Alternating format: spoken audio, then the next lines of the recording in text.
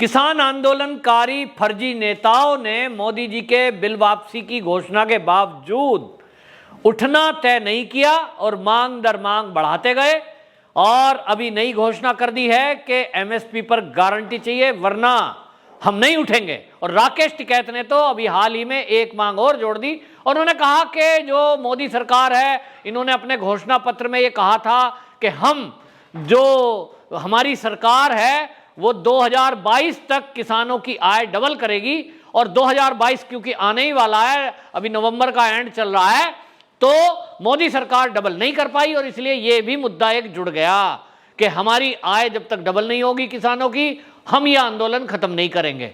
अब इसको लेकर वो 29 तारीख में 26 तारीख में फिर से बवाल करने का विचार कर रहे हैं। उन्होंने घोषणा करी है कि 26 तारीख को 26 नवंबर में 1 साल पूरा हो जाएगा तो हम जो है बहुत बड़ी रैली चारों बॉर्डर पर करेंगे। उसके लिए उत्पात काटने का दिमाग में लगाया होगा, लोगों को आह्वान किया जा रहा है, पंजाब से हरियाणा से किसान ट्रॉलियों में भर के आ रहे हैं।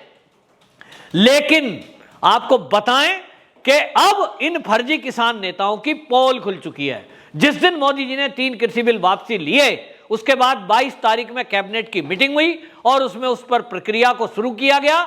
और आपको बताएं मोदी सरकार ने बाकायदा एक व्हीप जारी किया है अपने सभी सांसदों को कि 29 तारीख में जो कि पहला दिन शीतकालीन सत्र का है उसमें आप सभी सांसद उपस्थित रहेंगे।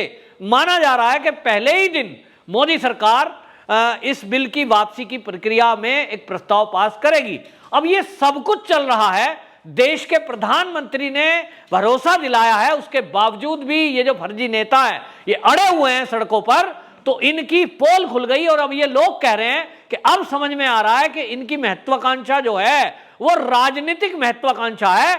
जहां राकेश टिकैत उत्तर प्रदेश के चुनाव में अपने बेटे को लॉन्च करना चाहता है, खुद कुछ सीटें चाहता है, वहीं ये चंडूनी जैसे नेता पंजाब की राजनीति के लिए तो घोषणा ही कर चुके कि हम अपने कैंडिडेट मैदान में उतारेंगे।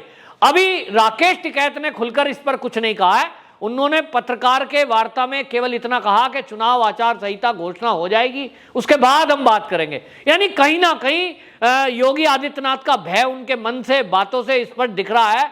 चुनाव आचार संहिता का इंतजार क्यों कर रहे हैं? क्योंकि वो सोचते हैं कि सीएम को वो जो पावर मिली हुई होती है वो लॉ एंड ऑर्डर की सिचुएशन फिर चुनाव आयोग के हाथ में आ जाएगी। फिर तुम जो कहोगे योगी जी तुम्हारे ऊपर वो बल प्रयोग या सजा या बुलडोजर नहीं चला पाएंगे, ऐसा सोच रहे होंगे। लेकिन आपको बताएं कि उत्तर प्रदेश के जेवर में इंटरनेशनल एयरपोर्ट की आधारशिला रखी गई और उसमें सीएम और पीएम दोनों आए। वहां मैं खुद गया और देखा है कि वहां किसान इनसे गुस्सा है। किसानों का कहना यह है कि किसान तो यहां है, अपने खेतों में है, अपने घरों में है, और ये जो बॉर्डर पे बैठे हैं जो ये कह रहे हैं कि हम 26 तारीख में बड़ी रैली करेंगे, बोले ये सब किराए के लोग हैं या स्वार्थी लोग हैं या पॉलिटिकल पार्टियों के लोग हैं। अब हमने देख ही लिया, समाजवादी पार्टी ने लोकदल से समझौता किया है। इसका मतलब यह हुआ कि लोकदल के कार्यकर्ता जो पश्चिम उत्तर प्रदेश के थे वो सबके सब समाजवादी और ये सब मिल गए। तो 26 तारीख में जो रैलियां होंगी या जो ये भीड़ जुटाएंगे, अब समझ लीजिए उसमें किसान नहीं है, उसमें है समाजवादी पार्टी के कार्यकर्ता, उसके अंदर कांग्रेस के कार्यकर्ता, उसके अंदर लोकदल के कार्यकर्ता, अपना दल के कार्यकर्ता, तेरे दल के कार्यकर्ता, मेरे दल के कार्यकर्ता, 20-25 दलों से समझौता करेंगे और सब मिलकर के आम आदमी पार्टी भी इसमें जोर लगा रही है क्योंकि उनको लगता है कि इन कृषि बिल के बहाने से, इस आंदोलन के बहाने से कहीं ना कहीं वो मोदी को उकसाने का काम कर सकते हैं। और मोदी जी ने अगर बल प्रयोग किसानों के विरुद्ध किया तो इनको भड़काया जाए। अभी आप देख रहे हैं कि इसी बात को लेकर ये सरकार को ब्लैकमेल करने की कोशिश कर रहे हैं। सवाल तो यह है कि ये फ्लॉप हो रहे हैं। जितनी भी मोदी योगी की रैली होती है उसमें किसान बड़ी संख्या में पहुंचते हैं। जो जेवर में अभी रैली हुई उसमें लाखों की संख्या पहुंची और उसमें लाखों में आपको बता रहा हूं 1% भी कोई शहरी व्यक्ति नहीं था क्योंकि वो ग्रामीण अंचल में हुई रैली थी। सब गांव के ग्रामीण थे, किसान थे, उनके परिवार थे और सब एक सुर में कह रहे थे राकेश टिकैत के साथ यूपी में कोई नहीं है। पश्चिम उत्तर प्रदेश के कुछ होंगे, वो मैंने पहले ही बताया, जो लोकदल पार्टी के हैं समाजवादी के हैं, कांग्रेसी हैं, वो कार्यकर्ता पार्टी के हैं। हरी टोपी लगा लो, बाजार में मिलती है, इससे क्या फर्क पड़ता है। और लेकिन ये लोग मोदी को ब्लैकमेल करने की अगर कोशिश कर रहे हैं, ये सोच रहे थे, ऐसा सूत्रों के हवाले से बताया जा रहा है कि ये किसान आंदोलन को लेकर कुछ लोग अपनी राजनीतिक महत्वाकांक्षाओं को पूरा करना चाहते थे। सवाल है कि ये जो सतपाल मलिक हैं, जो राज्यपाल हैं मेघालय के, आखिरकार इन्होंने इस तरह का बयान क्यों दिया, ये एक गलियारों में सवाल है।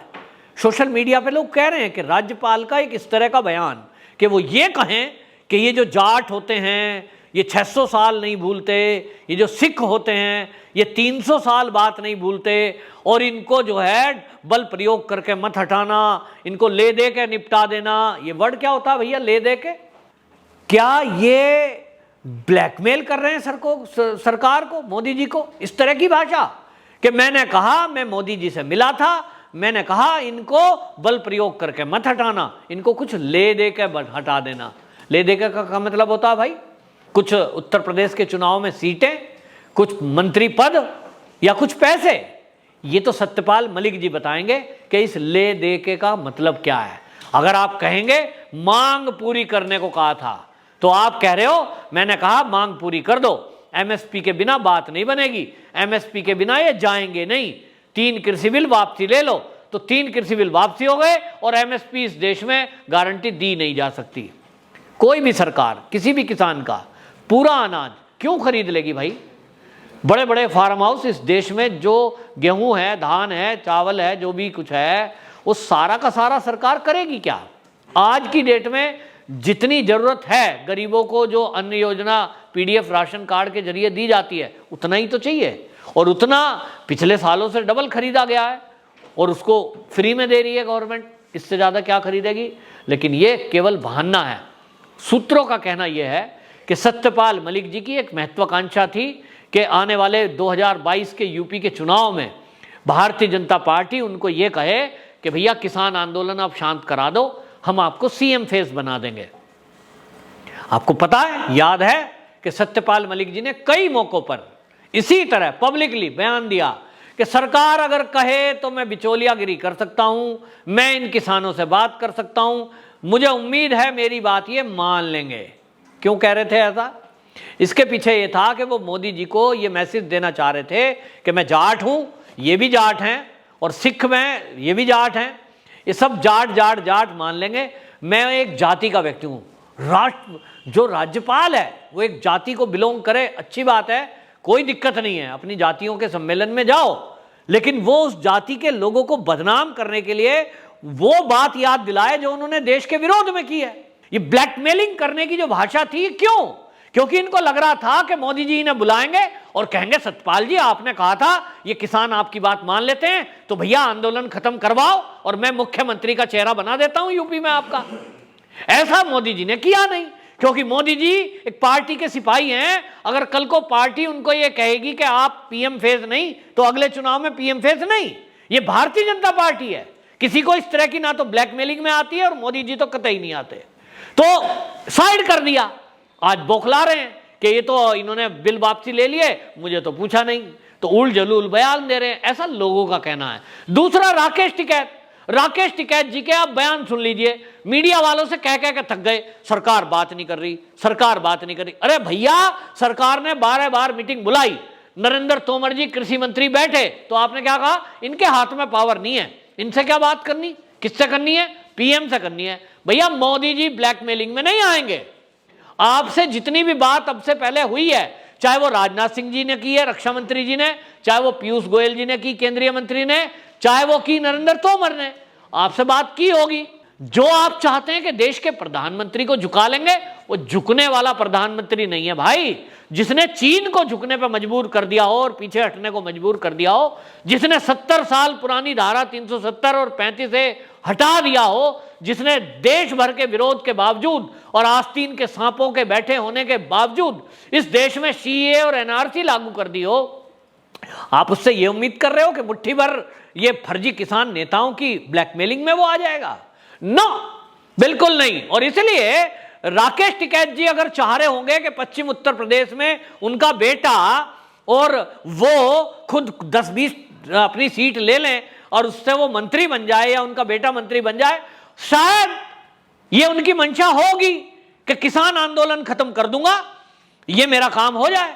लोगों को लगा था अभी लखीमपुर मामले में जिस तरह के बिचौलियापंती की, लोगों ने कहा बीजेपी का आदमी है, तो देखो बिचौलिया बन के गया, बिचौलियापंती की। आपको बता रहा हूं, ये बिचौलिया योगी जी के कहने पे नहीं हुआ।